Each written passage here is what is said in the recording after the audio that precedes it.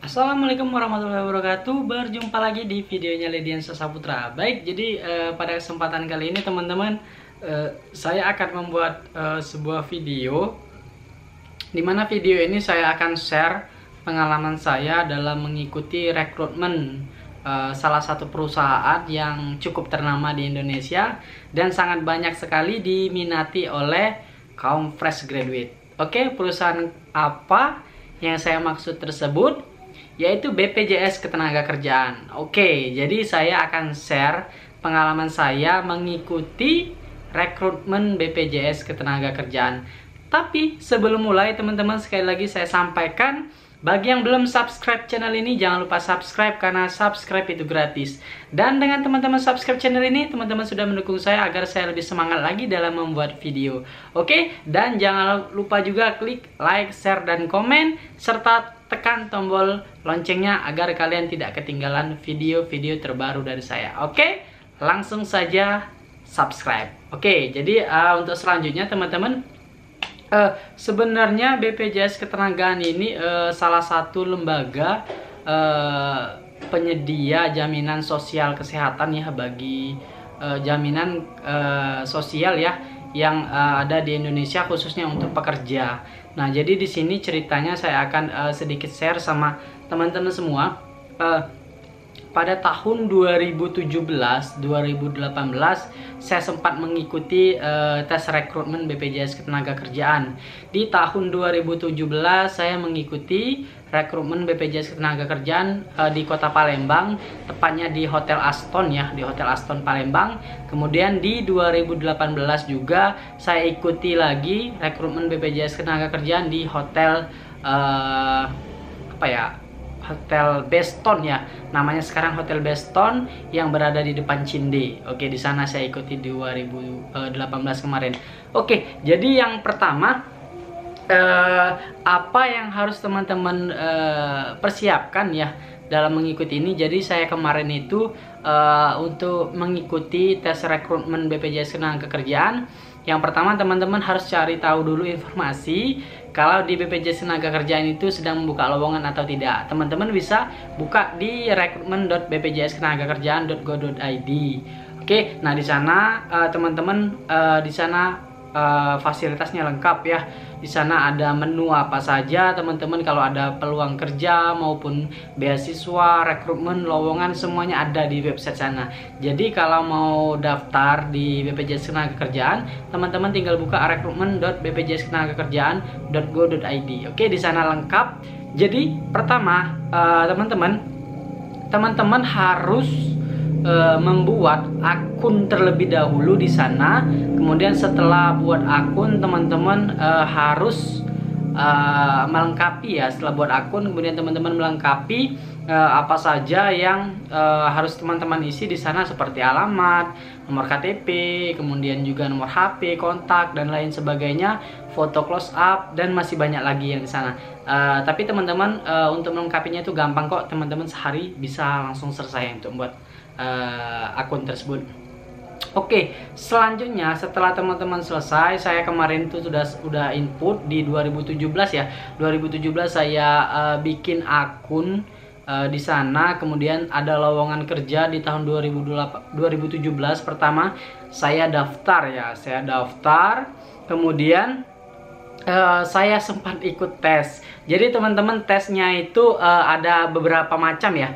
Saya masih simpan kartunya, ini kartu dari nggak kelihatan ya, nggak jelas ya. Jadi teman-teman nanti setelah daftar di web tersebut, teman-teman akan mendapat kartu peserta tes seperti ini kalau teman-teman lulus seleksi administrasi ya.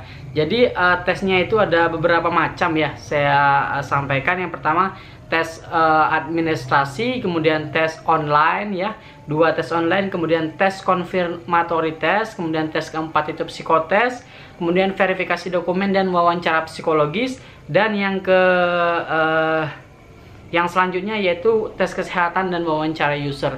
Oke, saya akan sedikit jelaskan kepada teman-teman semua pengalaman saya selama mengikuti tes rekrutmen BPJS Ketenagakerjaan ini. Yang pertama sekali yaitu kita tes online. Jadi teman-teman, kalau BPJS Ketenagakerjaan sedang membuka lowongan, teman-teman lengkapi akunnya, kemudian apply atau daftar di bagian yang teman-teman memasuki kriteria. Teman-teman nggak usah khawatir, karena di BPJS Ketenagakerjaan ini hampir semua jurusan dia terima ya. Ada beberapa jurusan yang nggak diterima, tapi hampir semuanya diterima ya, setahu saya seperti itu. Saya sendiri juga saya dari lulusan teknik ya, bahkan teknik mesin. Saya lulusan teknik mesin, saya pun sempat ikut di BPJS Ketenagakerjaan dan ada posisinya seperti itu. Di waktu itu di tahun 2017 2018 saya ikut tes BPJS Ketenagakerjaan, ambil posisi penata media umum ya. Di sana untuk jenjang pendidikan D3 saya ikut ya, karena memang kemarin itu untuk sarjananya saya belum lulus ya. Nah, kemudian setelah tes administrasi, teman-teman nanti akan menunggu beberapa hari. Kalau teman-teman lulus, teman-teman nanti akan ada tes online. Nah, jadi teman-teman setelah lulus administrasi, teman-teman akan dihadapkan kepada tes online. Tes online ini teman-teman harus persiapkan laptop ya. Nah, yang jelas laptop yang laptop tersebut didukung, atau teman-teman harus menyiapkan juga paket data yang stabil ya. Jadi kalau pengalaman saya ketika saya tes kemarin, saya sediakan laptop, charger, kemudian juga paket data yang kuotanya banyak ya. Karena kalau kuotanya sedikit, nanti baru di pertengahan jalan nggak bisa jalan lagi. Wah, itu jadi repot. Kita akan kehilangan waktu dan menyebabkan kita gagal ya. Tes online ini kalau menurut saya tesnya ya bisa dibilang cukup gampang ya dilewati kalau teman-teman memperhatikan soalnya dan fokus. Tidak akan masalah. Sangat gampang sekali. Kuncinya satu, kuncinya teman-teman harus fokus ya. Ini fokus kunci utama, karena di tes online ini soal-soalnya sangat gampang, mudah. Yang penting teman-teman fokus dan bisa mencerna, memahami apa dari soal tersebut. Ada beberapa juga soal-soal tersebut seperti hitung-hitungan anak SD yang menurut saya, tapi di sana dituntut untuk kita teliti dan benar seperti itu. Jadi sangat gampang sekali. Kita cuma dituntut untuk teliti, fokus, dan benar. Itu poinnya teman-teman kalau di tes online. Nah, jadi karena ini sifatnya tes online, di mana teman-teman mengerjakannya di rumah masing-masing, di tempat masing-masing, tentunya dari pihak BPJS Ketenagakerjaan akan mengetes kembali yang disebut dengan confirmatory test. Yang pertama tadi tes administrasi, yang kedua tes online. Setelah tes online teman-teman lulus, teman-teman akan diundang, akan mendapat informasi melalui SMS ya, melalui SMS dan juga melalui notifikasi di akun rekrutmen.bpjsketenagakerjaan.go.id itu tuh. .go.id ya. Di akun tersebut teman-teman akan dapat notifikasi kalau teman-teman lulus ya. Kok saya belepotan ya ngomongnya ya. Oke ya, di sana teman-teman akan dapat notifikasi dan teman-teman akan lanjut ke tes selanjutnya. Nah, kalau teman-teman setelah lulus tes online, teman-teman akan tes confirmatory test. Di sini tesnya juga gampang, tesnya mudah. Asalkan teman-teman mengerjakan sendiri tes online-nya, teman-teman bisa dipastikan 90% juga akan lulus di tes confirmatory test. Karena sifatnya cuma mengkonfirmasi tes online kemarin, apakah benar saudara yang mengerjakan atau orang lain. Di sana poinnya teman-teman. Di sana poinnya yang harus teman-teman camkan ya. Jangan sekali-kali tes online-nya teman-teman dibantuin oleh orang lain. Harus teman-teman sendiri yang kerjakan. Karena ketika teman-teman dibantu, nanti ketika tes confirmatory test, teman-teman akan kesusahan dan kelihatan sekali ya. Kalau teman-teman kerjakan sendiri, saya rasa itu gampang sekali ya ngerjainnya ya. Yang penting intinya fokus dan teliti. Setelah lulus tes confirmatory test, nanti kita itu biasanya ada beberapa batch ya, batch 1, batch 2, batch 3, batch 4, seperti itu, ada beberapa batch. Kemudian nanti di sorenya setelah selesai, oh iya saya salah sampaikan, di dini harinya, jadi teman-teman misalkan tes hari Senin pagi, kemudian pengumumannya itu langsung keluar besok subuh. Saya kemarin itu tesnya pagi ya, pengumumannya itu jam 5.50 kalau tidak salah, jam 5.50. Kemudian di jam 7 kita sudah harus hadir di tempat itu untuk melaksanakan tes psikotes. Nah, teman-teman. Jadi di sini teman-teman banyak sekali ya, berbagai macam ya, banyak sekali yang harus teman-teman persiapkan. Intinya teman-teman untuk tes psikologis ini teman-teman pada dasarnya teman-teman juga semua pertanyaan itu teman-teman silakan jawab sesuai dengan pribadi masing-masing ya, sesuai dengan pribadi masing-masing, dan jangan sampai teman-teman mencontek kiri dan kanan, karena ketika teman-teman mencontek belum tentu itu kepribadian teman-teman dan itu bisa berakibat fatal. Oke? Nah, kemudian setelah selesai tes psikotes itu, kemudian alhamdulillah saya kemarin juga setelah tes konfirmatori, alhamdulillah lulus, kemudian lanjut ke tes psikotes. Tes psikotesnya itu sangat menguras tenaga sekali, sangat menguras pikiran, karena memang soalnya itu banyak sekali teman-teman yang harus diselesaikan, dan alhamdulillah saya bisa menyelesaikan, dan di tes psikotes tersebut saya juga lulus, alhamdulillah. Jadi saya bisa melanjutkan ke tes selanjutnya. Tes selanjutnya yaitu tes verifikasi dokumen ya, verifikasi dokumen dan tes wawancara psikologis. Nah, jadi di sini teman-teman nanti akan diwajibkan untuk membawa ijazah teman-teman semua. Jadi ijazahnya akan diperiksa oleh tim dari rekrutmen tersebut, dicek, dilihat apakah memang benar teman-teman data-datanya yang diupload di akun tersebut, akun yang telah teman buat tadi. Itu apakah datanya benar, ijazahnya benar, seperti itu akan diverifikasi. Apakah ijazah teman-teman itu asli, juga akan diverifikasi di sana. Kemudian setelah selesai verifikasi, teman-teman akan dihadapkan kepada wawancara psikologis. Nah, di sini di wawancara ini ya teman-teman, nanti teman-teman akan dihadapkan kepada sebuah permasalahan. Jadi sifatnya dia ada FGD dulu, focus group discussion FGD, ada sebuah permasalahan. Teman-teman harus bisa pecahkan bersama teman-teman semua, rekan-rekan kalian. Jadi biasanya kalian itu akan dihadapkan antara 5 orang atau 6 orang, sekitar seperti itu ya. Nanti teman-teman dikasih permasalahan, dan bagaimana dari tim tersebut harus bisa menyelesaikan permasalahan tersebut. Nah, jadi teman-teman di sini kuncinya teman-teman jangan sampai terlalu mendominasi, jangan sampai teman-teman juga nggak ada kontribusi, jangan sampai seperti itu ya.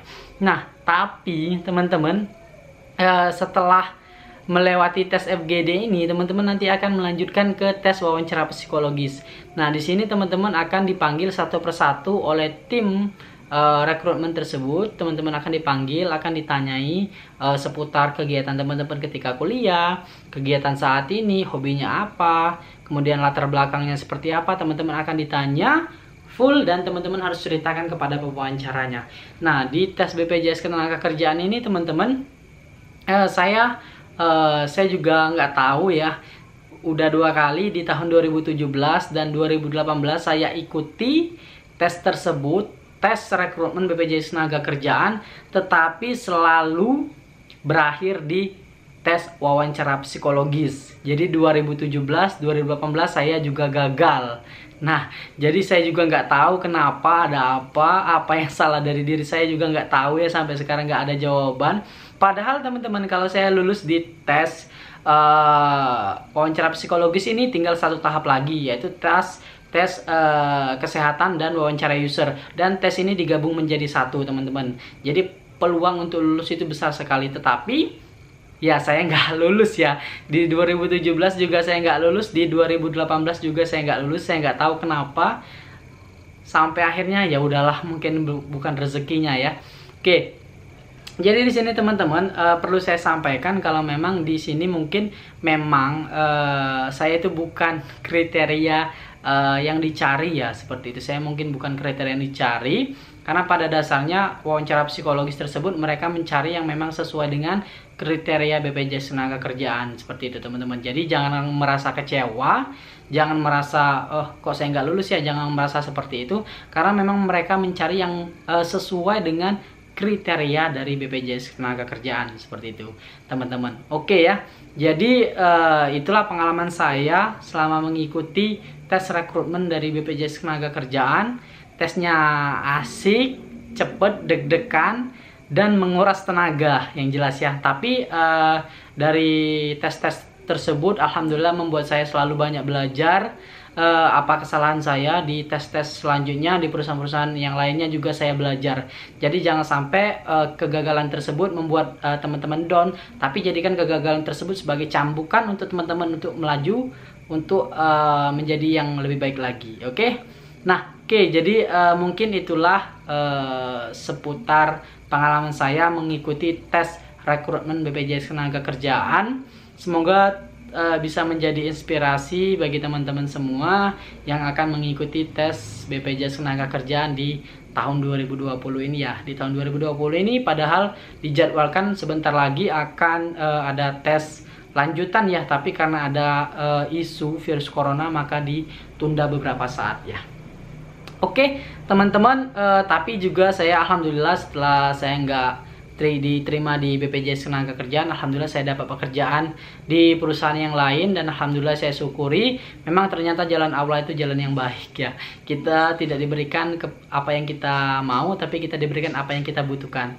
Oke, itu saja mungkin dari saya, pengalaman saya selama mengikuti tes rekrutmen BPJS Ketenagakerjaan.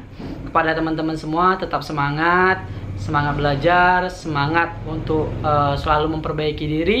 Jangan pernah teman-teman menyalahkan orang lain kalau teman-teman gagal. Oke, itu ya mungkin dari saya.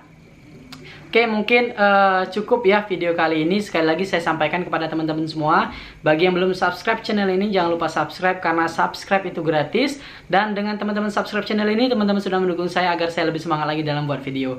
Oke, jangan lupa juga klik like, share, dan komen apabila video ini bermanfaat. Dan klik tombol loncengnya agar teman-teman tidak ketinggalan video-video terbaru dari saya. Oke, terima kasih sudah menonton. Sampai berjumpa di video saya selanjutnya. Salam.